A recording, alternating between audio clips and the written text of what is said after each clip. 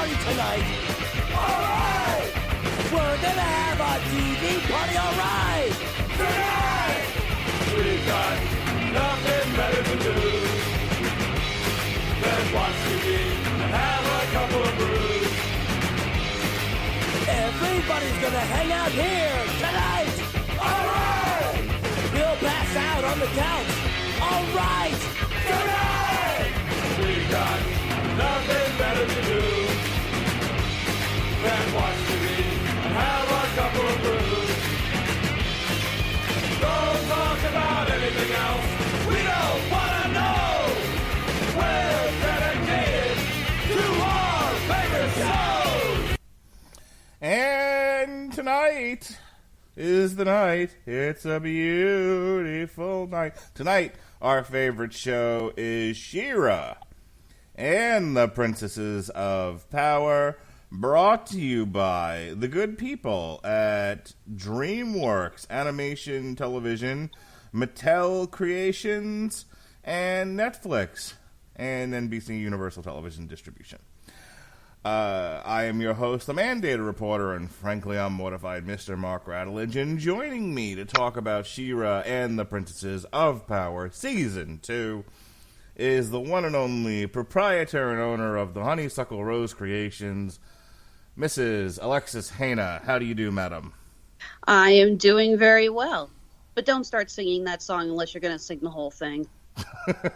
Well, I happen to have a plate of spaghetti and meatballs in front of me and no one to share it with, so I guess I won't sing the song.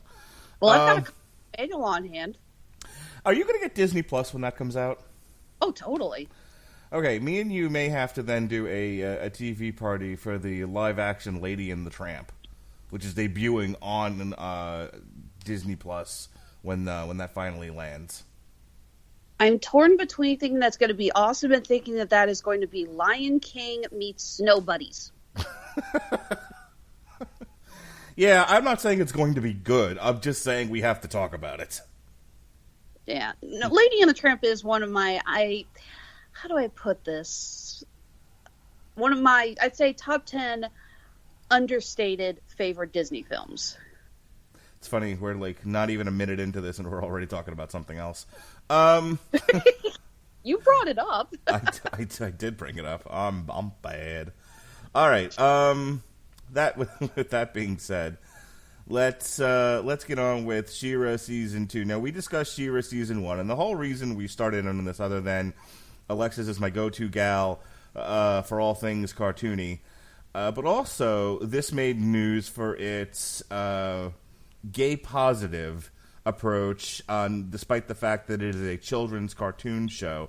They really went out of their way to do a couple of things here. It was actually nominated for a GLAAD Media Award for Outstanding Kids and Family Programming, and so we were like, okay, let's see what's so gay positive about this. Let's see what what it's all on about. There's an entire section dedicated in the wiki page for LGBT representation. So that was a lot of what we discussed in the first season, and then we decided to stay with it because you know what? That's not that's certainly a piece of the show, but I don't think it's what the show is about, and I don't even think it's the best parts of the show. The best parts of the show are in the characterizations and the writing, and there's a lot of fun stuff going on with She-Ra, so we opted to stick with it. Not to mention the fact that it's one of the few shows me and my daughter can sit down and watch. Me and her binged this past Saturday, and it was only 7 episodes long. They're taking the approach to this as they did with Voltron, where they're now cutting the seasons in half, doing one half in the first part of the year and the next half in the latter part of the year. So they haven't had an announced date yet for quote unquote season 3, but I suspect it'll be around December. In any case, what did you think overall the first 7 episodes here, season 2? Well, like I mentioned earlier, I did enjoy them, but I felt that there was a lack of ambition with season 2. There was definitely some great writing, some really funny lines, definitely some character development, but it didn't feel as ambitious as the first season. We didn't get a massive, season ending. What's the word that you kept using in our Endgame review? Schmoz? Yes. Yes. Where does that word come from? It's a wrestling term, and so Bret Hart and Shawn Michaels Survivor Series 97 match was supposed to end in a schmaz, which is that Davey Boy and Owen Hart were supposed to run down, then Triple H and Chyna would run down, and there would be this gang brawl. So another way of saying, massive multi-person brawl is schmaz. How do you spell schmaz? S-H-M-O-Z-Z? 1Z. 1Z. 1Z is plenty. Okay. I'm posting that on Facebook. Tonight I learned the definition of schmaz. Well, eventually you hang around with us long enough, and you'll get to hear all the wrestling terminology. You think I'd pick up enough of that, having lived with Sean Comer as long as I did? But yeah, like I said, I don't know. It was good, but I felt a little underwhelmed. I guess I was kind of expecting some big, massive reveals or a big, massive battle or something. So good, but I definitely enjoyed the first season more. So right off the bat, I got to share my two favorite lines of this season, and I sent them to you so that I would remember them later, and so here they are. The first one, the first one goes to the episode Roll With It, and, it's the great thing about, one of the themes of this season is Adora struggling with being the best She-Ra that she can be and being better than the previous She-Ra and putting all of this pressure on herself and coming to the realization that she does not have to go insane trying to be the best She-Ra she can be. She just needs, she needs to relax and do what comes natural. And she sort of figures that out over the course of 7 episodes, but it comes to a head and Roll With It, where they're trying to figure out what's the best assault on this base, on this castle. And what's great about this episode, other than this is yet another, Voltron did a D&D episode. It was one of our favorites. This one's up there, where they're not necessarily playing D&D, but they're strategizing using miniatures and essentially, in like a D&D map. And so it's more like a game of Risk. Yeah, something along those lines. Risk or Stratego. Is it Stratego or Stratego? It's Stratego. Stratego. Okay. Yeah. I've heard some people pronounce the G as a J for some reason. And so one of them, so they each kind of take turns narrating their own approach to this, and everyone's sort of focused on this as a game and not an actual strategy. And when it's Bo's turn, he has himself painted as the big hero. And in there's a lot of punning going on. So at one point he's fighting Catcher and he says, "It looks like I've got you, meow." Dude, I almost died laughing. I was so funny to me. Like going out of their way to be really punny. I'm like, look, we all know that's kind of my sense of humor. I've made enough bad jokes on these podcasts. But to see it in She-Ra, I nearly pissed myself. Oh, that episode, like I mentioned, nearly killed me because in Bo's flashback, we get all the characters dressed in their 1980s designs. That was awesome. Like I said, just seeing the version of Catcher we know now with that heavy eye makeup and cape from her 1980s incarnation, that was great. And all of a sudden having that, seductive voice. Or I don't know if that's seductive, but that specific Catcher voice. He's like, ooh, yeah, like that. Oh my God, that killed me. Yeah, it's sort of like a play on Catwoman from the '66 Batman show. Mm-hmm. But the other one I like, and I'm not really sure which episode. This might be like the North Pole episode, might be a different one. But there's a line, you don't understand the forces you're messing with, and Entrapta yells out, "I know, that's the fun of it." Okay, no doubt Entrapta does get the best character development, I think, out of anyone else in the series. Yeah, that's a great place to actually start, is Entrapta has this really, like, crazy arc, because they introduce her kind of late in the first season, and then she gets this bit where, because, and she even says it in this season, my first loyalty is to science, and so it doesn't really matter if she's working, in her mind, she's sort of chaotic neutral, to use the D&D parlance, and I know you know what that means, I may not be a wrestling nerd, but I am a D&D nerd. So I mean, I would have to say like her alignment is definitely chaotic neutral, and essentially she's aligned herself with the Horde because they're giving her the first one's technology to mess with, and that's all she cares about. There's no black and white with her. There's no conception of good or bad. Good is technology, bad is not technology, and that's where her, and so her loyalty is to that. Like, there's a scene where, and I thought this was great actually, where Hordak is building a machine to create portals, because essentially we're going to take the plot right out of the Avengers, and yeah, the Avengers were the first ones to do that. Not the first, but certainly one of the most memorable of recent times. Fair enough. So he's building portals, and clearly this is to move forces across the internet around the universe with ease. And of course, his machine dies on him the first time, and then she fixes it, and she has no care in the world as to what he's doing with it. She just fixes machines. She builds machines. She creates machines. That's what she does. And of course, she starts to earn the trust of Hordak because of that. But yeah, she's one of the most interesting characters of season 2. The scene where she breaks into Hordak's lair has got to be one of my favorite moments, because he comes in and there's this girl that I'm assuming he knows of Entrapta. He knows that she's part of their crew or whatever, but he doesn't really know anything about her. He walks in, she's bent over, his machine's working, and he just kind of taps her on the shoulder, and anyone else would freak out. It's like, oh God, I just got caught by like the most, like the boss, the evil lord, oh God. And she's like, yeah, wait a minute, I'm busy. She had no concept of how screwed she would be if that machine didn't work. I mean, the fact that he's like, there will be dire consequences, doesn't even faze her. She's like, oh, by the way, I fixed your machine. Whatever. She doesn't care. It's so funny. I love it.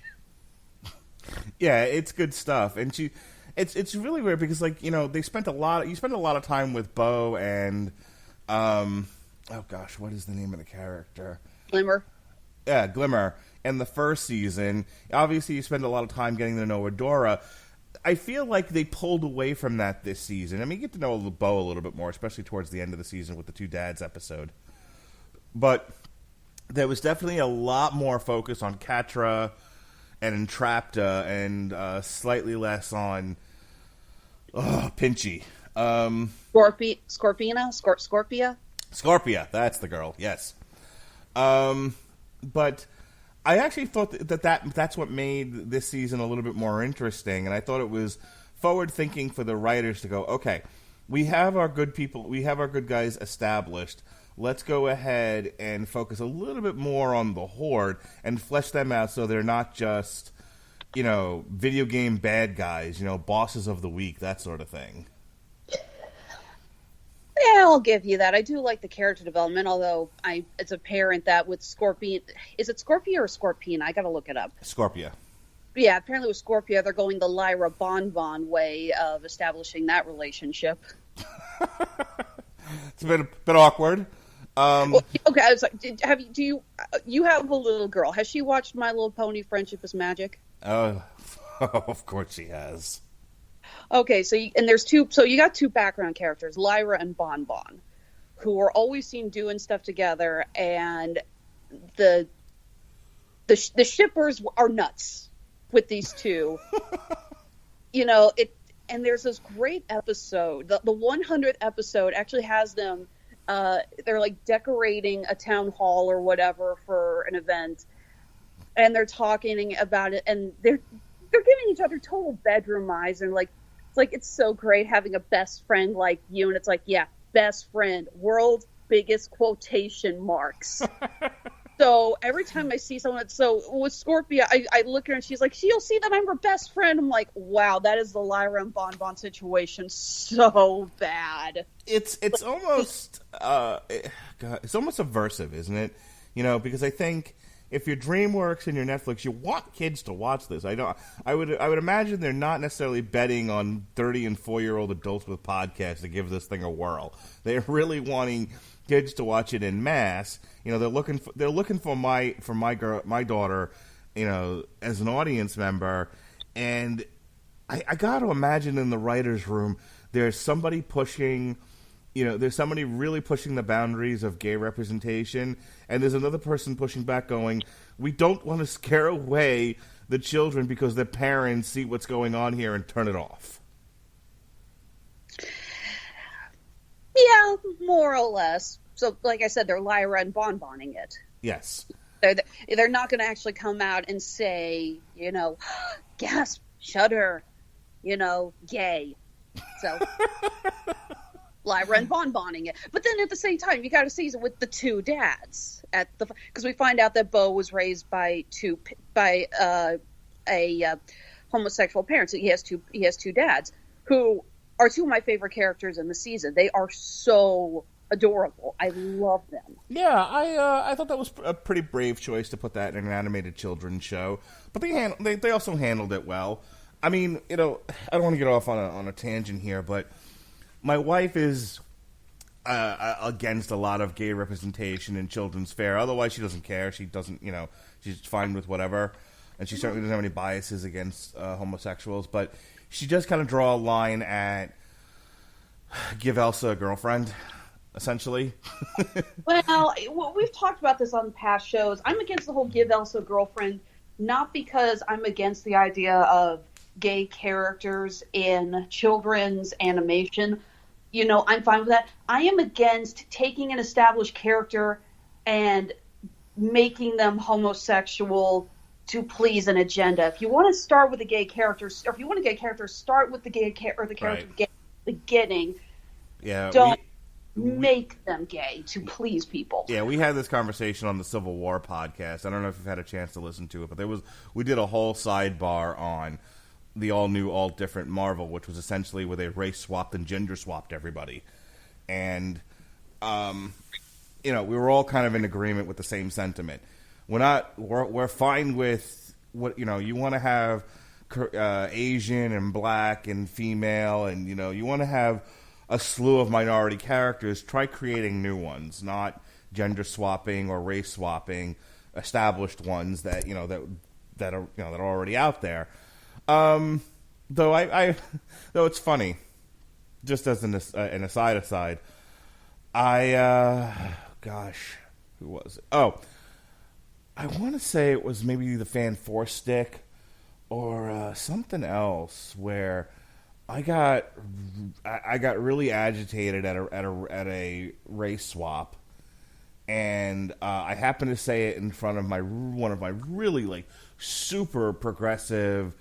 Ultra liberal friends, and she went off on me about it. Oh, gee. Well, with all due respect, you can say whatever you want about Fan Force Stick because that is probably the worst comic book movie since Halle Berry's Catwoman. Yeah, which is a work of art. Yeah, that needs to be studied. It's so bad. I was going on about Michael Johnson's Human Torch. It's Michael B. Jordan. Michael B. Jordan, sorry. Michael B. Jordan's Human Torch. And, yeah, she went off on me about it, and I was like, but the character has always been Caucasian. And I'm fine with, there being, black superheroes, but why are we taking an established character and race swapping him? And she was like, "What? It's always the same argument. Why can't he? Why can't we do a variation of race and whatever with all these characters? Because none of it means anything. That's essentially the counter argument." See, I actually didn't have a problem with casting a black guy as the Human Torch for that. My problem was that they did that, but they kept his sister Sue Storm white. Right. I mean, I guess I looked at him like, well, partially just because I like Michael B. Jordan. Anyone who's seen Black Panther knows he's a good actor. And I like it. Anyone who's seen Creed knows he's a great actor. Yep, I liked him in Creed, liked him in Black Panther. So I had no problem with him being cast. I basically said, so why can't you also cast a black actress to play Sue Storm? Because I felt that keeping her white but making black was sending more of a statement than if they had just made the whole Storm family black. Yeah. The statement is Hollywood loves hot blondes. Kate Mara is what you would call hot? Seriously? Well, this isn't about my personal taste. This is about the message Hollywood is sending. Fair enough. But getting all the way back to She-Ra. Yeah, I was surprised to see the two gay dads there and how they were portrayed. They were portrayed like super positively, and it definitely plays into one of the things the show is trying to do. But on the other hand, I kind of thought about my wife in the back of my head, who's just like, I don't want to have to explain homosexuality to my kids. Like, can't this be something that they experience when they're older and can figure it out? Why does an 8-year-old have to see something like this? Look, and she's entitled to her opinion. But that's what made me kind of surprised by it. Was I'm sure there were other parents who, if they saw it, kind of had a similar reaction. Possibly. I'm one of the few people on this show that doesn't have children, so I guess I don't really get to have a voice on how you would go about doing that. Because right. I could just be like, oh, we'll just explain to them. I don't have kids. I've never had children. I don't think I really get to stand on the same level as that. So. Well, look, you're safe with me. I'm the guy that watched an episode of Orville in front of my kids, and this is the one where Bortus got addicted to porn. So, and then had to try to explain what it was we were watching because I didn't realize that's where the episode was going, and I'm like, ugh. Funny aside about that, my son, the only thing he picked up about that episode was the way that the Mocklins divorce each other, and the Mocklins are a purely male homosexual race. Mm-hmm. Well, that is how they are. That is how they were written. They've since decided to go back against that now and introduce female Mocklins, but that's a whole other side story. The way that Mocklins divorce each other is by stabbing each other. Didn't Seth MacFarlane already make that joke in an episode of Family Guy? Oh, it's entirely possible. In 17 seasons. Again, what did I say on the last show you had me on? Like, Seth MacFarlane's got an original joke in his body. Right. So one Mocklin stabs the other Mocklin, and then like a few days later, my son goes, "Hey, Dad, remember when we were watching that show where the one guy stabbed the other guy? That was great." I'm like, oh boy. Oh, hope you save it up for those therapy bills. No, we're just gonna. He wants to be a police officer. He'll be fine. All right, let's get back. God. Let's get back to She-Ra. So yeah, the gay dads episode with him where where Bo is trying to like hide the fact that he's a rebel, and they accidentally turn a First One's machine on, and Glimmer reveals she's a princess, and Adora reveals that she's She-Ra, and all hell breaks loose. It's a great episode. I love the reaction on the dads when Adora accidentally reveals that she can read the First One's language. She's just so casual about it, and they freak out. It's so cute. We are like drunks driving here. We are all over the road. Were we done with Entrapta? Because I want to add at least this much. First of all, she's my favorite character on the show. She's fucking hilarious.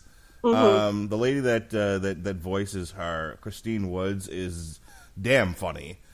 And I thought, the whole we didn't talk about this angle yet. That when we started off season 2, Catra was the apple of Hordak's eye, but she loses favor in his eyes over the course of 7 episodes. Which also we got to talk about Shadow Weaver, and Entrapta ends up gaining his favor because of her ability to create these machines that work, and then Catra ends up being jealous of Entrapta, and there's, and Shadow Weaver even warns Catra, like, she's being manipulated, but, you're being usurped here. And it's like, Entrapta has absolutely no intentions of doing that. She just is. She has such an impish quality to her. She's hilarious. It is interesting because Entrapta was a member of the Evil Horde in the 1980s version. So she was always supposed to be a bad guy. But again, she's not joining the Evil Horde because she's bad. I mean, I love it when, oh God, I think it's like the second or third episode when Bo and Glimmer find out that she's okay and she's alive, and they get that little voice chat scene. She's like, yeah, well, they brought all my stuff here, and they've got this really sweet text. I think I'm going to stay here for a while. And they're just like, how do you not see what's going on? And she's just like, whatever. Yeah, I don't care. Yeah. All right. Where do you want to go next here? I kind of want to talk about the Shadow Weaver Catra arc, because I thought that was interesting, and certainly it ends, we get a history of Shadow Weaver towards the end of the season, which of course ends with the cliffhanger of her standing over Adora's bed after she's escaped, because Catra got manipulated into letting her out, basically, whether she realized it or not. What did you think of this sort of slow burn towards... and what we learned about Shadow Weaver as being sort of a corrupted wizard? I did actually really like that. I liked her design as Light Spinner. I like the idea of her being a teacher to others. I like the scene of her when she's first introduced to baby Adora, and how she's actually pretty caring about her, and it's kind of cute. So, Shadow Weaver is a character I'm happy we did learn a little bit more about. It's interesting for me that I don't know why Shadow Weaver's voice always kind of hit my ear wrong, but when seeing her with her Light Spinner design, it seemed to work. Maybe there's something about the tone in which she speaks when she's as Light Spinner, but something about it, her voice just works better as Light Spinner than it does as Shadow Weaver. I can't explain it. Well, I think as Light Spinner, she just had the veil in front of her mouth. As Shadow Weaver, she's got this, presumably metal mask covering her face. Then maybe in post-production, they went out of her way to take Lorraine Toussaint's natural voice and make it slightly tinnier. Yeah, I guess so. That's all I can think of, really. I liked Lorraine Toussaint's performance as Shadow Weaver in this season, because I thought the first season she was a little over the top, a little too Skeletor-y for me. Mm-hmm. A little too, Boris Badenoff. This one, she seemed to have this season. She seemed to, while she's in captivity and she's been humbled and she's trying to figure out a way to manipulate Catra, and get out of there. There seemed to be another level to her that wasn't seen in the previous season, where she was the big bad. Definitely. Again, I really did like that. So I like the idea that even though she clearly favors Adora, Catra still does not want to harm her. When she finds out that she's going to be exiled to Beast Island, which, for the record, I am really hoping we see in a future season, because that just sounds so cool. But I like this idea that even though, again, Catra knows that she favors Adora, she doesn't want to see her hurt. It's like the whole wicked stepmother thing. It's like, you push me around, you're mean to me, but you're the only thing I really know as a parent. So help me help you. All right. We're kind of zipping through a lot of this. We were talking earlier about the Catra-Scorpio relationship, where Catra is, with each progressive episode, becoming more frustrated and distancing herself from Scorpia. And there's a great episode with Seahawk where it's like, why are we letting others treat us this way? We deserve better than this. And, you have Scorpion and Seahawk kind of bonding over their mutual sort of mistreatment by others, which I thought was a very funny episode. That was really good. I just like the idea that he's trying to come across as so confident and everything, but he's like, I'm cool, right, guys? Tell me I'm cool. At the end of it, he's like, I don't need your approval. God damn it. Also pretty relatable. I think all of us have had a moment where we're very much like Seahawk and Scorpio. We're just, wait, we are liked, right? We do have friends. They're not just putting us off. They're not ignoring us. We are maybe not cool, but we are likable. Yeah. I've definitely at times reached the conclusion, like, I don't need anyone's approval. I'll be just fine. I'm a lot happier that way. Though, I think the cycle of adulthood is going back to that at least 5 times in a year. Though I'll say this, there's a comedian I like, Eliza, I think it's Schlesinger is her last name. I don't know if you're familiar with her at all. Do you watch much stand-up comedy? A decent amount, but there's a ton of stand-ups I don't know, so. Well, check out Eliza Schlesinger. She's a female comic who does a lot of stuff on sort of the silliness of single women kind of a thing, though she's I think, married now. But like coming up, a lot of her comedy was on what it is to be a single woman and sort of the silliness, the inherent silliness of, in dating and whatnot. It's really, really funny stuff. As a matter of fact, one of her bits, my wife and I have sort of taken on as her own. She does a thing where, she talks about dating in your 30s. It's just like you have to be a little bit more responsible. You have to, date outside your comfort zone. So she talks about this one date where she went out with a kind of a boring guy. He was an accountant. He only had one drink, and she's used to. One of the other bits she does is talking about her party goblin. So she couldn't let her party goblin out with this guy, which is sort of a bummer for her. But at the end of the date, which was kind of a meh date, she went to give the guy a kiss, and he turned and I think gave her his cheek or something like that, and so she does a whole funny thing about how she goes down in flames, and she's like, I don't understand why he was rejecting me, and she went into a side thing about what it means to be rejected by a guy. And then later on, she gets a text from the guy. She's like, I would have liked to have kissed you, but I have to get up early.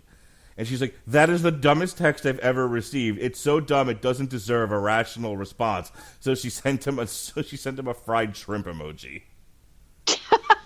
Wait, I know there's a shrimp emoji. There's a fried shrimp emoji? Yeah, on at least the Apple phones, amongst the food emojis, there's a fried shrimp one next to the sushi. I have got to explore my emojis a little bit more often. Oh my! I started when my wife will send me stuff throughout the day, and after a while, I just don't know what to say to her. So at one point, I sent her the fried after she had heard the bit. I sent her the fried shrimp, and she was like, "Oh, is that how it is?" So she sent me a ball of yarn. Is this like when you started talking about time travel and it ended with you saying, "I like cheese"? Something along those lines.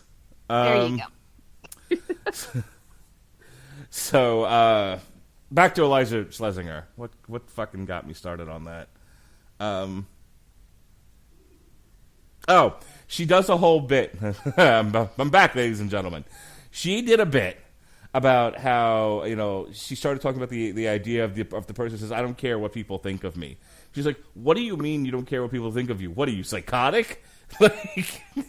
And she talked about how, we all really do care what people think about us, or we would act insane. We would treat people horribly, and we would be unable to live in polite society. And I think to a degree, she's right.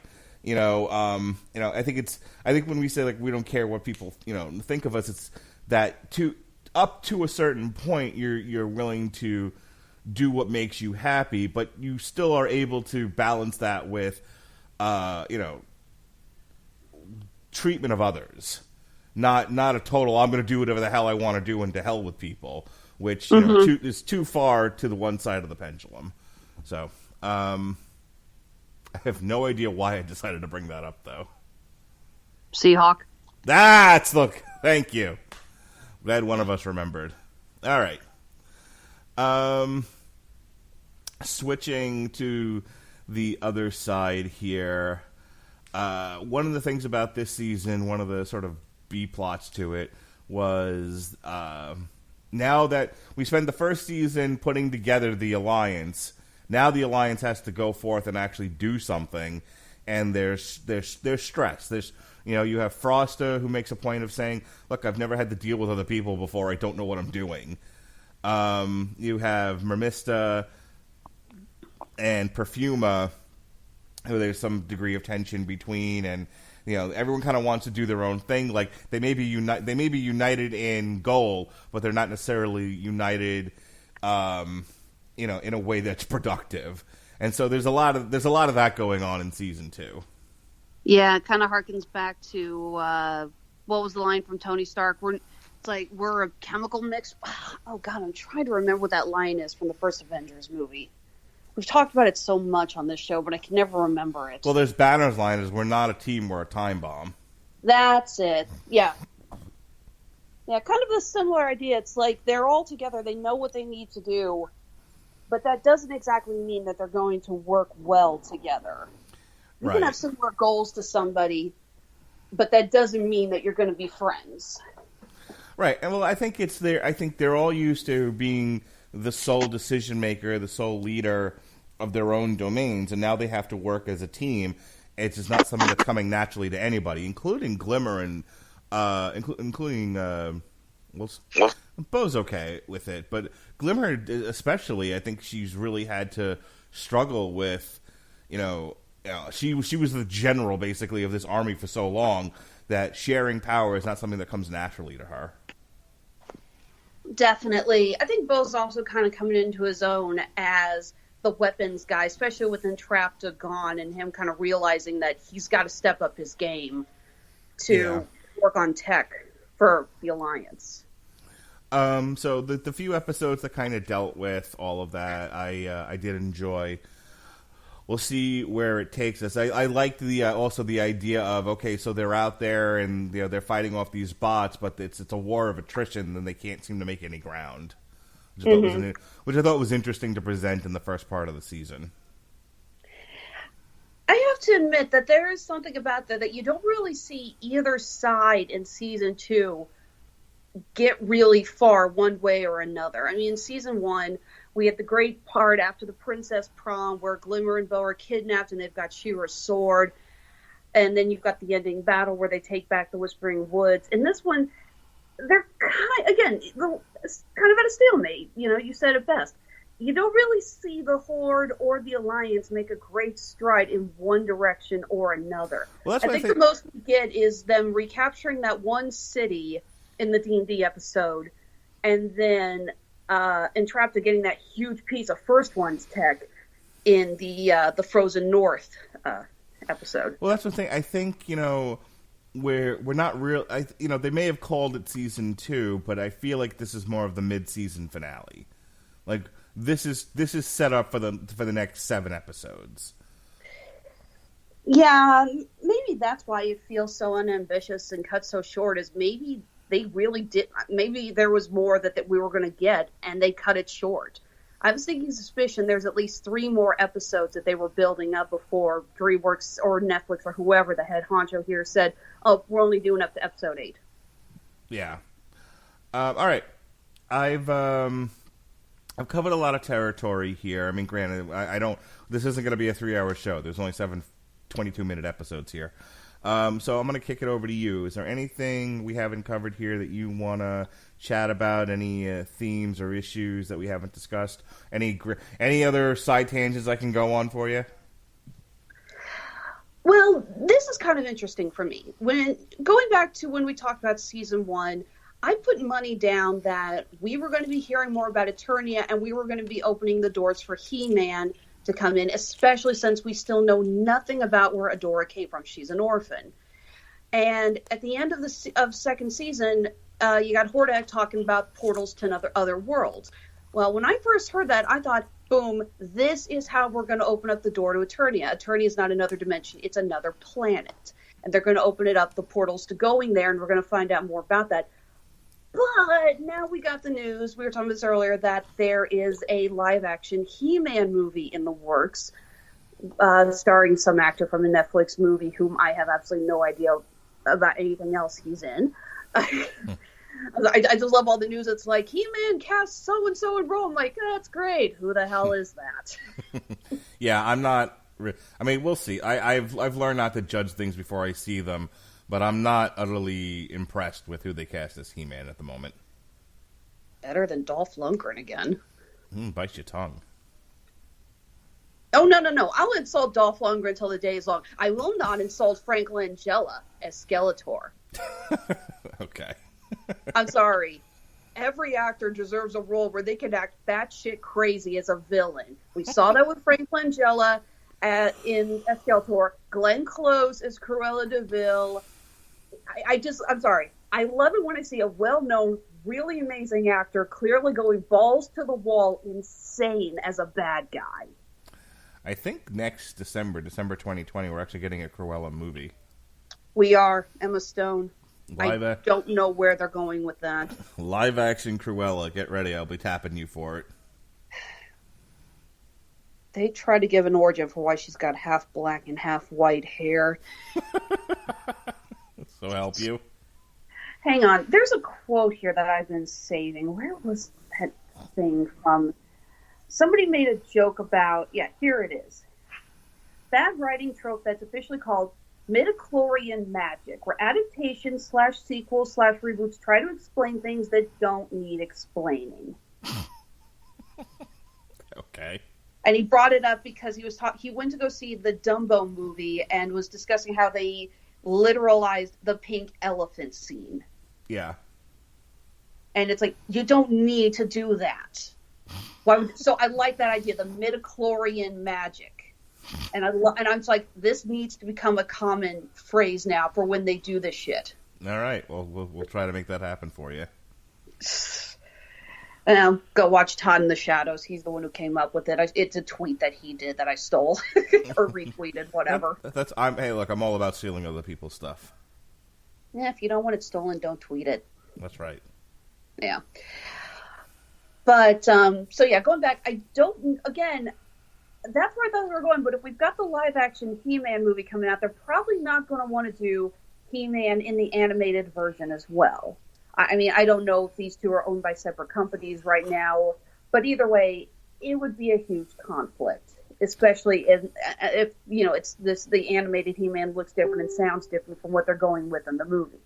My understanding is they're both Mattel, so I'm guessing if they wanted to put He-Man. See, I think you're right though. I think with the movie coming out, they're probably going to keep He-Man as far away from this as possible. But clearly, Hordak's plan has something to do with, creating portals and moving things from planet to planet. So they don't necessarily have to deal in with He-Man. But I'm wondering what else Mattel's got a hold of that they could introduce into this universe. There still are a ton of She-Ra characters that haven't been introduced into the series yet. I hate to, oh my god, I'm going to sound like so freaking stupid for saying this, but the only one, I know there's a ton, but the one that always comes back into my mind was a character from the 1980s version called Peekaboo. What? She had these peacock feathers, and she could use them to, look far distances. I kind of like the whole give me sight beyond sight thing, and I don't know why, but she's always... You ever watch something when you were a kid and there was a really stupid part of it that just stuck in your brain? You have no idea why, but it's just got that little fraction of brain cells in the back of your head and it's never frickin' left. That's Peekaboo. Okay, then. Good grief. So, again, I know there's other characters that we haven't been introduced to yet, and I'm kind of wondering, do they live in this same planet? Are we going to see them brought in? Part of me is even wondering, did they write that in planning to do He-Man, and then all of a sudden they announced they're doing the He-Man movie? I mean, this obviously was put into production and worked on long before the announcement came about the He-Man movie. So I'm kind of wondering, it's like, did they start planning on doing that? It's like, oh, crap, we're going to have to backtrack. That's entirely possible, is that the idea... Because I think at the time that this all got put into production... Mattel, I don't think had greenlit a Masters of the Universe movie just yet. So they, I don't remember when Sony lost the rights to it and how that lines up with when this went into production, because animation takes a while. So this could have been pretty far back before before things had to get switched around to accommodate the cartoon in the movie. So who knows? There's too many variables here for us to really know. But I do think that I think you're right. I think the big plot and the big reveal and the big finale is going to be Hordek's going to get those portals working, and something's going to come through that portal, and it's going to mean serious problems for She-Ra and crew. But I don't think we're going to see it interact with She-Ra until season 4. You think they're going to do season 3 will be fairly short, and then season 4 will be big bombastic again? Like I said, I don't know how many seasons Netflix is going to keep this around for. Voltron got up to, I think, season 8, and they definitely, and like I said, there were a few seasons in between that they cut in half. So let me look and see real quick what the actual thing was. Voltron, Legendary Defender. Let's see here.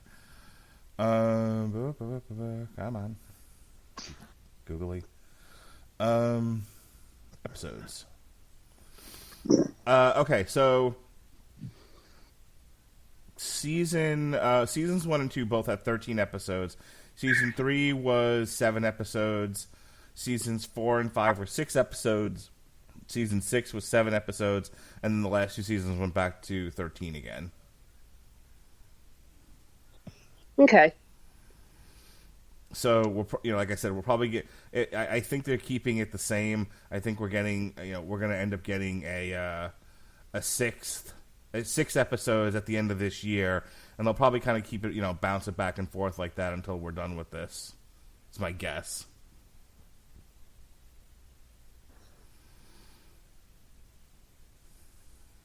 Well, like I said, my theories for what they were going to do for the future episodes were shot when they announced the He-Man live-action movie. So I legit have no idea where they're going with this now. Well, I like what you said about the whole idea that we have a lot. Before we even get to He-Man, we still have tons more She-Ra characters that we can introduce here. So I think it's too soon to tell, but I think we've got a lot of fun things on the horizon. How about that? Well, if they can make Madame Roz work. Okay, fair enough. All right. If that's it, I think we're done here. We've been at this almost an hour now, so I think maybe we'll move on to closing. Sounds good. All right. This past week on the Radulich Broadcasting Network, we reviewed Battle Beast, No More Hollywood Endings. We did another TV party, this time for Cobra Kai Season 2. We did Secret Invasion on the source material next week. We got Civil War 2 in our in-depth discussion of race and gender swapping legacy characters. So if you enjoyed this conversation, you'll love next week's source material. We've got a Damn You Hollywood for Detective Pikachu. We've got our review of Whitesnake coming up, and right after, I'm sure we have a teary goodbye from The Big Bang Theory. Then I got to get my shit together to do an on-trial with Sean Comer as we do The Three Musketeers, the Disney version. We've got Blood Ties the week after that, and then a whole bunch of stuff with John Wick. We've got the Damn You Hollywood for John Wick Part 3. We've got the new Ella Vidi and A Long Road to Ruin for John Wick. We're going to talk some Zac Efron's Ted Bundy on TV Party tonight. Extremely... stupid calendar.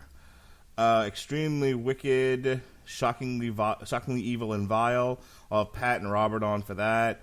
And then just penciled into the tome that is the schedule, we've got a TV party tonight. We're going to review AEW Double or Nothing, the Four Podsmen. If you liked our... Well, you haven't heard it yet, but if you like our Civil War show, it'll be the same four guys, myself, Jesse, and the two Chris's, two of our many Chris's on this network, covering some non-WWE wrestling for you. And then we end the month of May with World War Hulk, Aladdin, which, by the way, I saw a commercial for Aladdin tonight. And I'm okay with the movie as long as Will Smith isn't doing an impression of Robin Williams. And lo and behold, in the commercial that I saw, he does the itty-bitty living space joke. And I'm like, oh no, don't do that. Be original with this rehash material you're using. Don't do the same stupid jokes. I haven't actually seen that commercial yet. The most recent thing I saw was Will Smith's appearance on Jimmy Fallon, in which they raced on magic carpet scooters through a little obstacle course, which was adorable. And yeah, I said the same thing. I said, everyone kept complaining about Will Smith. I'm like, look, I actually like the casting of Will Smith because I felt he could bring something original. Because again, you try to do a Robin Williams impersonation, you end up with even more watered down Dan Castellaneta. Yeah. I love Dan Castellaneta. He gave it his all on the sequels and the TV series. Amazing voice actor, but he is no Robin Williams. Yeah, I'm okay. I was okay with the Aladdin remake as long as they took somewhat of an original spin on it. I mean, at least Beauty and the Beast fleshed out some of the characters more. There was a little bit more story to it, even though some of it was a shot-for-shot remake of an animated feature. But still, I don't feel like they just wholesale ripped off performances from the animated feature. Don't fucking do it with Robin Williams. Poor guy. Poor crazy dead Robin Williams. We've got a review of the new Sworn Enemy, and then you and I will be talking Game of Thrones. It's been an interesting season so far. We have officially entered a world where we have an episode where a dragon gets a bolt through the neck and a long-lasting female character gets her head chopped off, and what does the internet go crazy over? Someone left a coffee cup in the background. See, that doesn't bother me nearly as much as the bitching and complaining about how they killed a black character and how Game of Thrones is unfair to its women and people of color. Yeah, because so many deaths previously have been women and black people. Let's go back and count all the people who died in the Battle of Winterfell and the Battle of the Bastards. And the Red Wedding. Yeah, I have a lot of friends who say they won't watch Game of Thrones anymore. They say it's too violent, it's too rapey, it's like, I just sit there and go, you're not going to please everyone. Yeah, there's some really, really horrible things on that show, but at the same time, it's fiction, it's another world, this isn't real life. I don't care. So listen to Alexis, Hejna, and I talk for 20 minutes about this season of Game of Thrones, another 10 minutes about the previous seasons, and then the rest of the hour yelling at the internet. Isn't that what we pretty much do on every episode? You said it, sister. And then finally, on June 1st, myself and Pat Mullen will be doing boxing commentary for Anthony Joshua, the only real heavyweight boxer in the world, versus Andy Ruiz Jr. on DAZN. DAZN. It's like a calzone, but it's not. I want to issue a challenge to our listeners, by the way, because, yes, I will be on next week to discuss Detective Pikachu on Damn You Hollywood. Listen, guys, in the movie Detective Pikachu, every character has a designated Pokemon as their partner. We want to hear from you. You listen to us week after week. Those we haven't completely driven off by our annoyances yet. We want to know. You call them annoyances, I call them charms.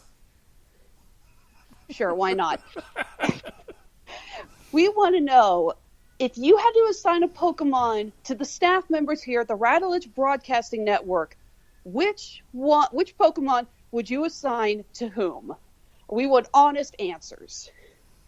Yes, that won't end in disaster at all. All right, go ahead, quick plug your stuff, and then we'll get on out of here. Honeysuckle Rose Creations, the intersection of geek and chic. We're currently doing a big month-long sale here in May. 15% off of everything in our Etsy and Handmade and Amazon stores. Perfect gifts for, well, I guess a little late to ship out for Mother's Day. But hey, Father's Day is still around the corner. We do have a lot of stuff for the geeky dads. So go ahead and give us a look. You can find us on Facebook, Twitter, and Instagram. Again, we have our stores on Etsy and Handmade at Amazon. Honeysuckle Rose Creations. All right, that wraps it up for this TV party tonight, and we hope to offend you sometime in the future.